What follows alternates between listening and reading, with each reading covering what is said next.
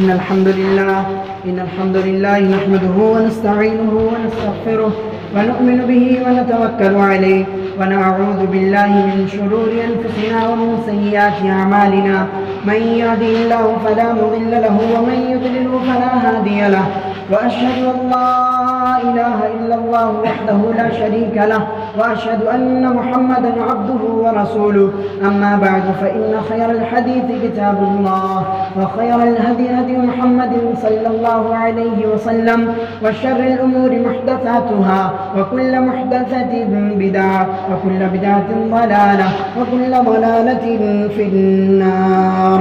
أعوذ بالله من الشيطان الرجيم. بسم الله الرحمن الرحيم. وسارعوا إلى مغفرة من ربكم وجنة عرضها السماوات والأرض أعدت للمتقين. تمام قسم کی تعریف و توصیف، بڑائی، بزرگی، کبریائی، حمد و ثنا اس وحدہ لا شریک کے لیے لائق و سزاوار ہے جو اس کل کائنات کا اکیلا مالک و مربی پالنہار ہے. درود و سلام اس کے تمام پیغمبروں پر، خصوصاً اس کے آخری نبی تاجدار مدنی احمد مصطفیٰ صلی اللہ علیہ وسلم پر لاکھوں کروڑوں درود و سلام کا ہدیہ نازل ہو. صلی اللہ علیہ نبینا وعلی آلہ وسلم. برادران اسلام، حاضرین جمعہ اور میری پردہ نشین ماؤں اور بہنوں، آج کے اس خطبہ جمعہ کے اندر میں آپ لوگوں کے سامنے جس ٹاپک پر گفتگو کرنا چاہتا ہوں وہ ہے ہم رمضان کا استقبال کیسے کریں. ہم رمضان کا استقبال کیسے کریں. آج انشاءاللہ اسی ٹاپک پر قرآن حدیث کے حوالے سے میں نے کچھ باتیں نوٹ کی ہیں، انہی کے حوالے سے آپ لوگوں کے سامنے کچھ باتیں رکھنے کی کوشش کروں گا. اللہ رب العالمین سے دعا ہے کہ اللہ رب العالمین ہم تمام لوگوں کو کہنے اور سننے سے زیادہ عمل کرنے کی توفیق عطا فرما. آمین تقبل رب العالمین. سامعین کرام، ماہ رمضان ہی کچھ دنوں کے بعد آنے والا ہے، یعنی رمضان کا مہینہ ہمارے اوپر کچھ دنوں کے بعد سایہ فکن ہونے والا ہے. ہمیں اللہ رب العالمین سے دعا کرنی چاہیے کہ اللہ رب العالمین ہم تمام لوگوں کو رمضان تک لے جائے، رمضان کو ہمارے اوپر سایہ فکن کرے. ہر کوئی ماہ رمضان کی آمد پر بے حد خوشی محسوس کر رہا ہے. ہر کوئی رمضان کے آنے پر خوشی محسوس کرتا ہے اپنے دل کے اندر کہ رمضان کا مہینہ آ رہا ہے، وہ افضلیت اور بابرکت کا مہینہ آ رہا ہے. یہ وہ مبارک اور بابرکت مہینہ ہے جس کا انتظار ہر مومن بندے کو سال کے اندر یعنی 11 مہینے تک اس کا انتظار ہوتا ہے. ہر مومن بندے کو رمضان کا انتظار ہوتا ہے، کیونکہ یہ رمضان وہ بابرکتوں والا مہینہ ہے، نیکیوں والا مہینہ ہے اور عنایتوں اور بخششوں والا مہینہ ہے اور توفیقوں والا مہینہ ہے، عبادت اور خاکساری والا مہینہ ہے، رضا الہی والا مہینہ ہے. یعنی جس مہینے کے اندر اللہ رب العالمین لوگوں سے خوش ہوتا ہے، ایسا وہ مہینہ ہے رمضان المبارک کا. جنت کی بشارت اور جہنم سے پروانہ یعنی جہنم سے دوری والا مہینہ ہے، جس کے اندر جنت کی خوشخبریاں دیتا ہے اللہ رب العالمین اپنے بندوں کو. ایسا مہینہ ہے اور جس کے اندر سے اللہ رب العالمین جہنم سے لوگوں کو نجات دیتا ہے. رمضان المبارک ایک ایسا مہینہ ہے جس مہینے کا ہر مومن بندے کو انتظار ہوتا ہے. جس طرح ہم دنیا کے اندر کسی اعلیٰ مہمان کی آنے پر خوشی اور مسرت محسوس کرتے ہیں، اسی طرح ایک مومن بندہ رمضان کے آنے پر خوشی اور مسرت محسوس کرتا ہے. اپنے ذہن کو دماغ میں تصور پیدا کر لیجئے کہ اگر ہمارے گھر کوئی مہمان آئے تو ہم کس طرح اس کی عاجزی و انکساری کے لیے، اس کی مہمان نوازی کے لیے تیاریاں کرتے ہیں. اسی طرح یہ رمضان المبارک کا مہینہ اللہ رب العالمین کی طرف سے رحمتوں والا مہینہ ہے جو ہمارے اوپر کچھ ہی دنوں میں انشاءاللہ آنے والا ہے. تو ہمیں اس کی کیسے تیاری کرنی ہے، قرآن و حدیث کے حوالے سے میں نے کچھ باتیں آپ لوگوں کے سامنے اس میں نوٹ کی ہے. انشاءاللہ قرآن حدیث کے حوالے سے وہی باتیں میں آپ لوگوں کے سامنے قرآن حدیث کے حوالے سے رکھوں گا. اللہ سے دعا ہے کہ اللہ رب العالمین ہم تمام لوگوں کو حق بات کہنے کی توفیق عطا فرمائے. تو آئیے دیکھتے ہیں سب سے پہلے ماہ رمضان کے روزے، ماہ شعبان کے روزے. رمضان سے پہلے شعبان کا مہینہ جو فی الحال ابھی اسی وقت ہے، یہ شعبان کا مہینہ ہے. اس مہینے کے اندر آپ صلی اللہ علیہ وسلم کی کیا سنتیں تھیں، آپ صلی اللہ علیہ وسلم کیا کام کیا کرتے تھے، وہ چیز چند ایک دو میں آپ کو بتا کر آگے بڑھوں گا انشاءاللہ۔ رسول اکرم صلی اللہ علیہ وسلم ماہ شعبان میں کثرت سے روزہ رکھا کرتے تھے، یعنی شعبان کے مہینے میں، ابھی فی الحال جو مہینہ چل رہا ہے شاید غالباً آج 27 شعبان ہے، اس شعبان مہینے کے اندر آپ صلی اللہ علیہ وسلم کثرت سے روزہ رکھا کرتے تھے، جیسا کہ سیدہ عائشہ رضی اللہ عنہ بیان کرتی ہیں کہ اللہ کے رسول صلی اللہ علیہ وسلم نے فرمایا کان رسول اللہ صلی اللہ علیہ وسلم یصوم حتی نقول لا یفطر ویفطر حتی نقول لا تصوم فما رأیت رسول اللہ صلی اللہ علیہ وسلم استکمل صیام شہر الا رمضان وما رأیته اکثر صیاما منه فی شعبان۔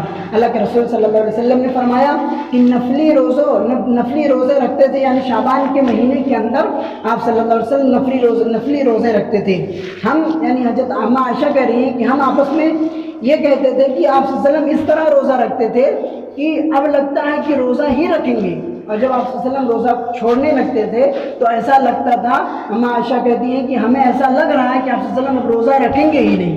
اس حدیث کے اندر صحیح بخاری حدیث نمبر 1969 اور صحیح مسلم حدیث نمبر 1156۔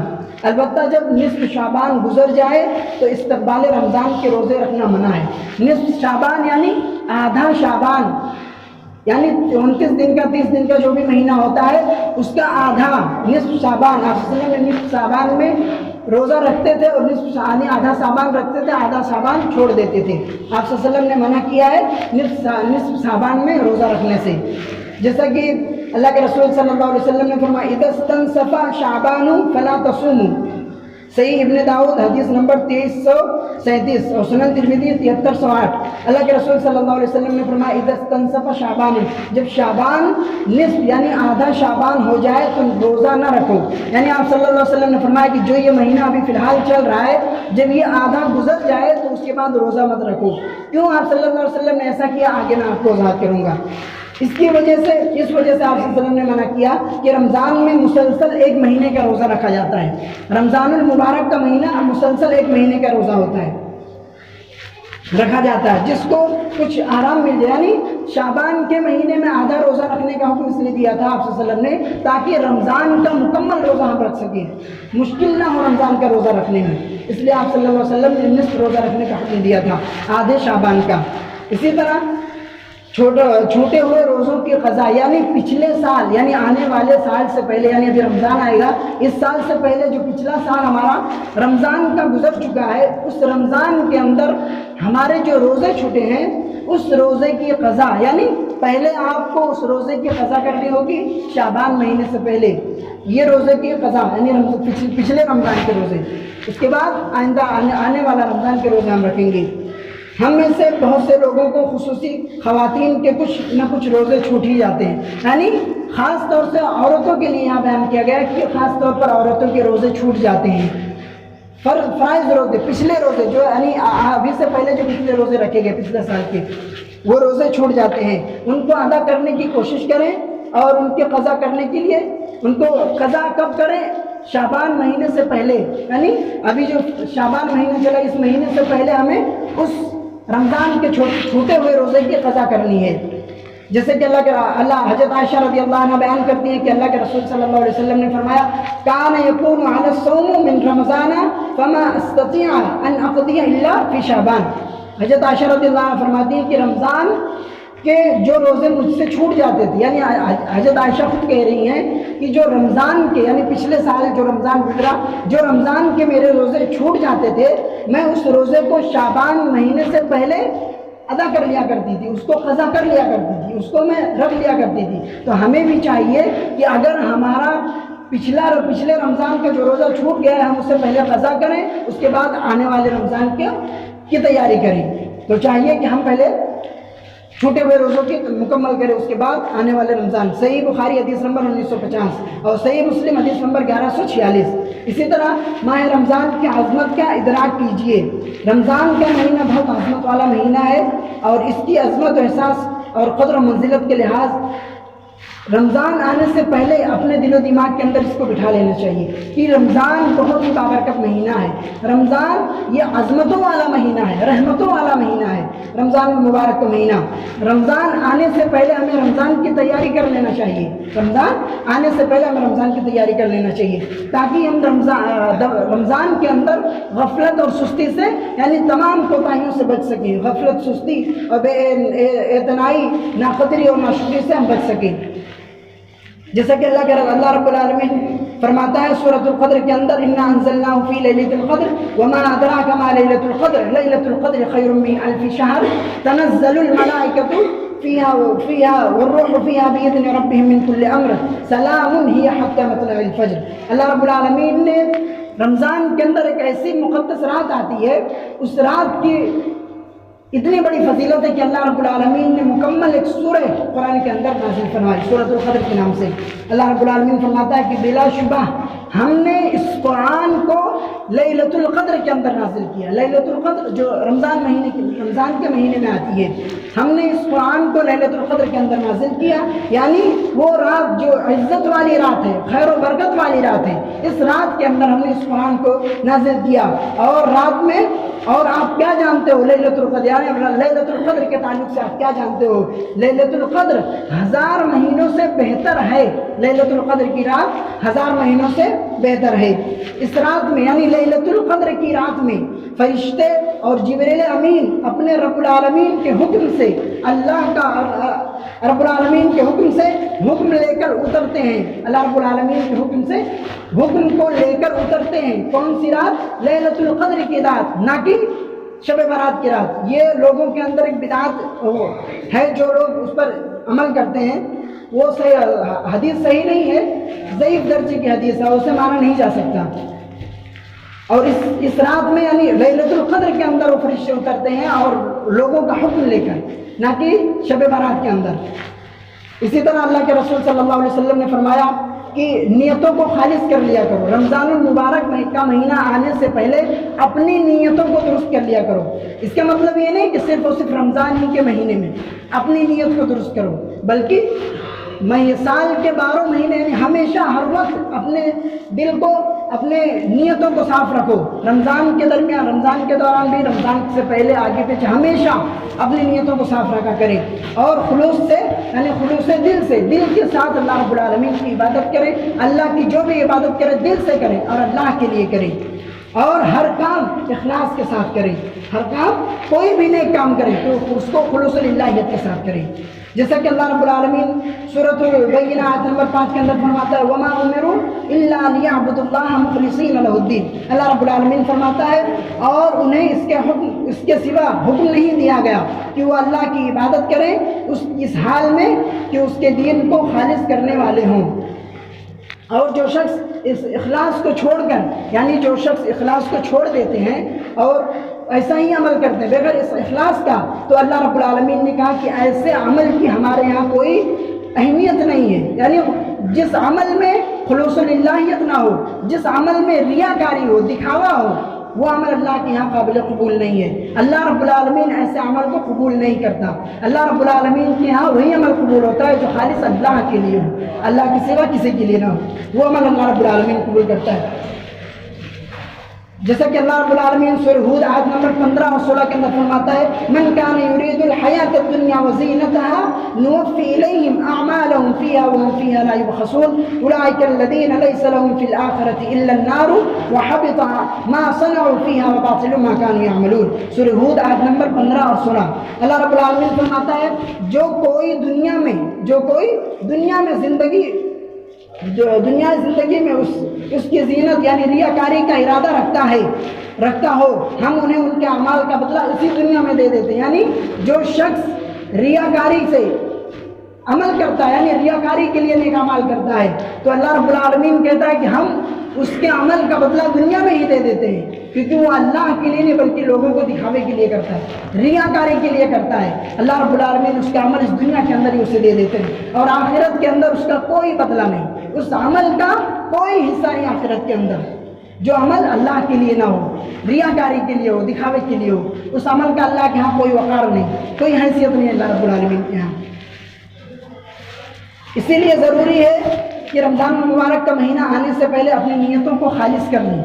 رمضان المبارک کا مہینہ آنے سے پہلے اپنی نیتوں کو درست کر لیں، اپنی نیتوں کو درست کر لیں، تاکہ اللہ رب العالمین ہمارے اعمال کو قبول کر سکے، ہمارے اعمال کو شرف قبول کے اس سے نواز سکے. اسی طرح اپنے دلوں کو صاف کر لیجیے، یعنی رمضان آنے سے پہلے اپنے دلوں کو صاف کر لیجیے. ویسے تو ہمیشہ اپنے دل کو پاک رکھنا چاہیے، ہر طرح کے شک و شبہات سے اپنے دل کو پاک رکھنا چاہیے، لیکن رمضان کی فضیلت کی وجہ سے یہاں یہ بات ذکر کی جا رہی ہے کہ رمضان آنے سے پہلے اپنے دلوں کو صاف کر لیجیے، پاک کر لیجیے. اپنے دلوں کو حسد، کینہ اور خواہشات نفس سے رمضان آنے سے پہلے ان تمام چیزوں سے، تمام برائیوں سے، حسد سے، کینہ سے، ایک دوسرے کی نافرمانیوں سے، یعنی تمام چیزوں سے اپنے دلوں کو پاک کر لیجیے کرے. دل کی صفائی اس لیے ضروری ہے کہ اگر دل صاف ہوگا تو انسان کا پورا جسم صاف ہوگا اور انسان کے اعمال بھی اچھے ہوں گے. لیکن اگر ایک انسان کا دل ہی صحیح نہ ہو تو اس کے نہ اعمال صحیح ہوں گے نہ اس کے جسم صحیح ہوں گے. جیسا کہ اللہ کے رسول صلی اللہ علیہ وسلم نے ارشاد فرمایا: الا وان فی الجسد مضغۃ اذا صلحت صلح الجسد كله واذا فسدت فسد الجسد كله الا وهي القلب. اللہ کے رسول صلی اللہ علیہ وسلم نے فرمایا کہ آگاہ رہو، جسم میں ایک ٹکڑا ہے، جسم کے اندر ایک ٹکڑا ہے، اگر وہ ٹکڑا صحیح اور سالم ہے تو پورا جسم صحیح اور سالم ہے، لیکن اگر جسم کا وہ ٹکڑا صحیح اور سالم نہیں ہے تو تمہارا جسم بھی صحیح اور سالم نہیں ہے. اور اللہ کے رسول صلی اللہ علیہ وسلم نے اس ٹکڑے کی وضاحت کر دی، وہی فی القلب، یعنی وہ دل ہے. اللہ کے رسول صلی اللہ علیہ وسلم نے بتا دیا کہ وہ دل ہے. اگر آپ کا دل درست ہے، صاف ہے، صحیح ہے تو آپ کے تمام چیزیں صاف اور درست ہوں گی. اسی طرح رمضان المبارک اللہ رب العالمین کی طرف سے ایک نعمت ہے. یہ رمضان اللہ کی طرف سے ایک نعمت ہے. اس کا احساس کرتے ہوئے اللہ رب العالمین کا ہمیں شکر کرنا چاہیے کہ اللہ رب العالمین نے ہمیں رمضان المبارک کا مہینہ دیا. جب ہم اس کو پا لیں تو ہمیں اللہ رب العالمین کا شکر گزاری کرنا چاہیے. ماہ رمضان اللہ رب العالمین کی طرف سے ملنے والی ایک بہت بڑی نعمت ہے، بہت بڑی نعمت ہے. جس کو مل جائے رمضان المبارک کا مہینہ، یہ اس کے لیے بہت ہی افضلیت کی بات ہے، بہت بڑی خوشخبری کی بات ہے. عام طور سے ہر انسان کو ان نعمتوں کا احساس نہیں ہوتا، ان نعمتوں کا عام طور پر لوگوں کا احساس نہیں ہوتا، لیکن اس کے احساس وہی شخص کر سکتا ہے جس کے پاس کوئی چیز ہو اور جب وہ اس سے چھن جائے تب وہ اس کی قدر کرنا جانتا ہے. جب ہمارے درمیان جب رمضان آئے تو ہمیں رمضان کی قدردانی کرنی ہے. رمضان کے اندر اللہ کے رسول صلی اللہ علیہ وسلم نے جن چیزوں کو ہمیں کرنے کا حکم دیا ہے، تلاوت کلام اللہ، تمام چیزیں آگے انشاءاللہ بیان کروں گا، وہ تمام چیزیں کرنے کی کوشش کریں اور اللہ رب العالمین کا شکر ادا کریں. اور جو لوگ اللہ رب العالمین کا شکر نہیں ادا کرتے، اللہ رب العالمین نے ان کے لیے جہنم کی آگ تیار کی. اللہ رب العالمین سورہ ابراہیم آیت نمبر 7 کے اندر فرماتا ہے: وَإِذْ تَعَذَّنَ رَبُّكُمْ لَئِن شَكَرْتُمْ لَأَزِيدَنَّكُمْ وَلَئِن كَفَرْتُمْ إِنَّ عَذَابِي لَشَدِيدٌ.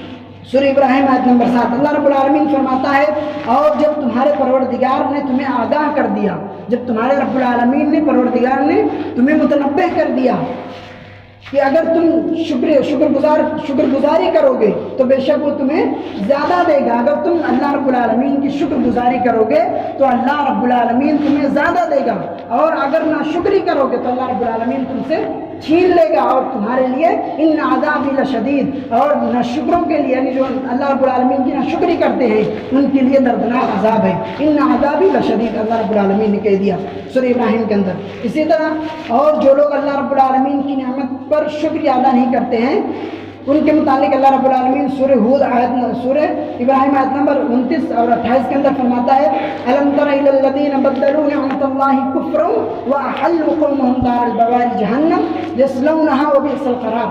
اللہ رب العالمین سورہ ابراہیم کے اندر فرماتا ہے کہ کیا تو نے ان لوگوں کی طرف نہیں دیکھا جنہوں نے اللہ کی نعمت کی ناشکری کی، اللہ رب العالمین کی نعمتوں کی ناشکری کی، بدل دیا، یعنی اللہ رب العالمین نے انہیں بدل دیا، اپنے قوم کو، ان کے قوم کو ہلاک کر دیا، ہلاک و برباد کر دیا، یعنی ان کے قوم کو جہنم کے اندر جھونک دیا، ان کے قوم کو ذلت و خواری کے اندر جھونک دیا اللہ رب العالمین نے. ان لوگوں کو جو لوگ اللہ رب العالمین کی ناشکری کرتے ہیں.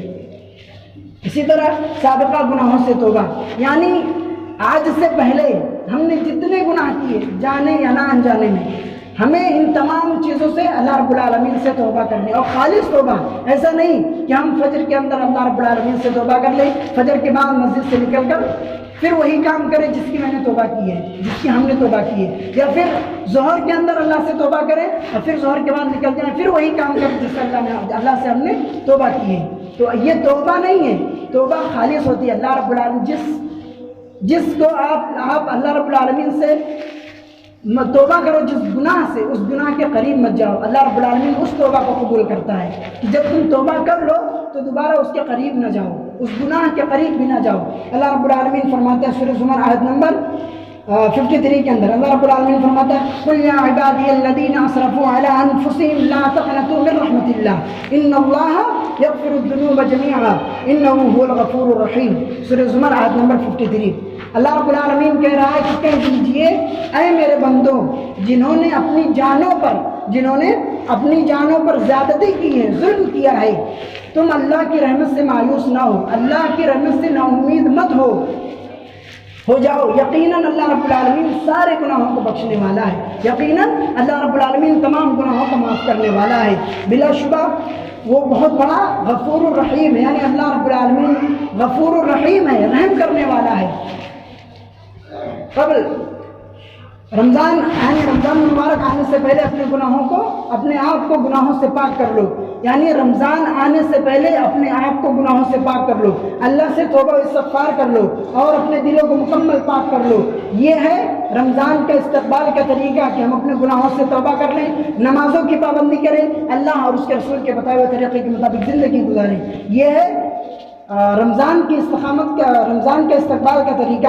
ہمیں اپنے ان دوست احباب اور اقارب کے سے سبق لینا چاہیے جنہوں نے سوچ کر رکھا تھا، اور آئندہ رمضان میں نے جنہوں نے یہ سوچ کر رکھا تھا کہ آنے والے رمضان کے اندر ہم ڈھیر سارے روزے رکھیں گے، نیکیاں کریں گے، قرآن کی تلاوت کریں گے، ڈھیر سارے صدقات و خیرات کریں گے، جنہوں نے یہ سوچ کر رکھا تھا، لیکن افسوس وہ رمضان تک نہ پہنچ سکے، ان کی زندگی بیچ ہی میں کٹ گئی۔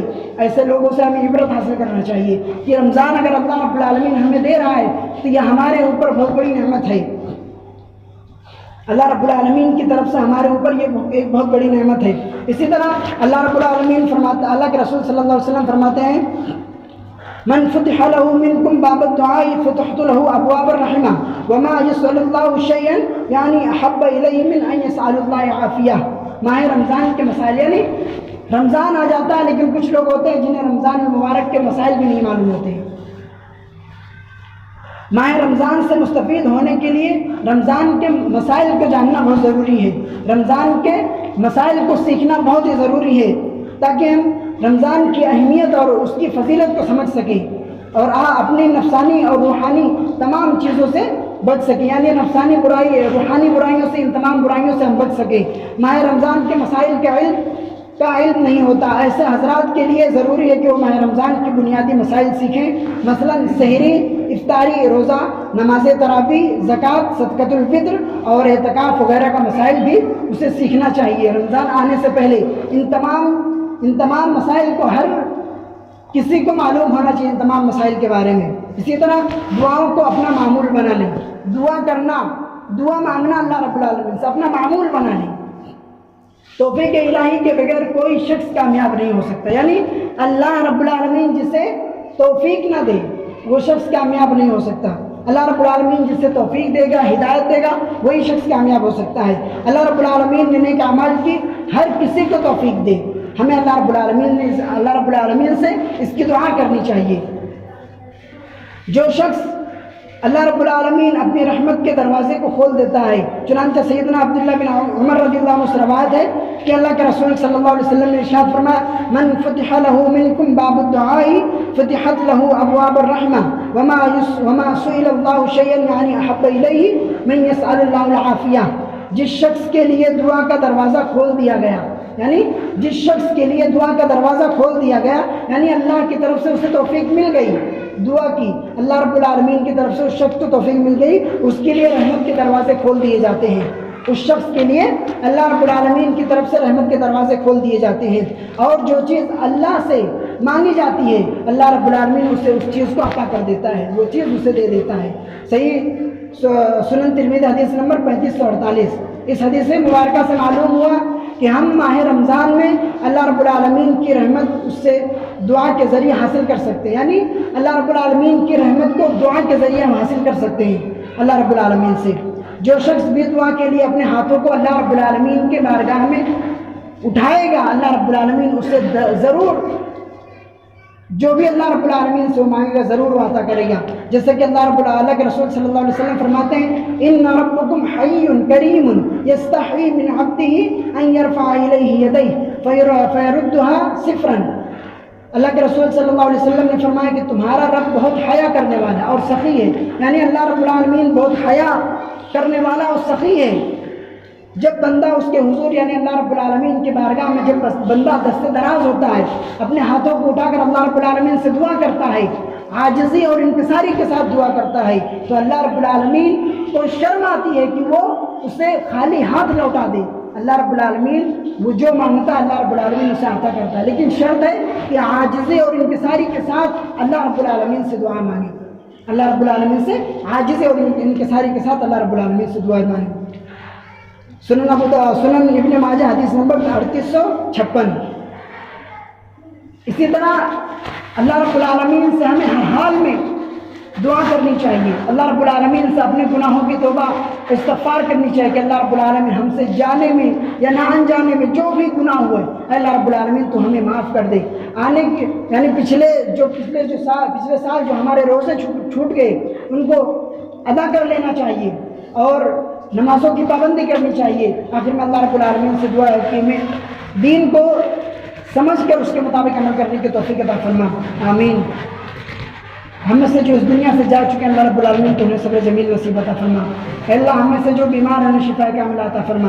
اے اللہ کچھ دن پہلے جو ہمارے بڑے والد صاحب کا انتقال ہوا اے اللہ تو انہیں صبر جمیل نصیب فرما, ان کے گھر والوں کو صبر جمیل نصیب عطا فرما.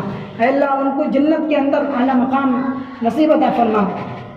وآخر دعوانا الحمد لله رب العالمين. بارك الله لنا ولكم في القرآن العظيم ونفعني وإياكم بالآيات والذكر الحكيم إنه تعالى جواد كريم ملك بر رؤوف الرحيم. عباد الله رحمكم الله إن الله يأمر بالعدل والإحسان وإيتاء ذي القربى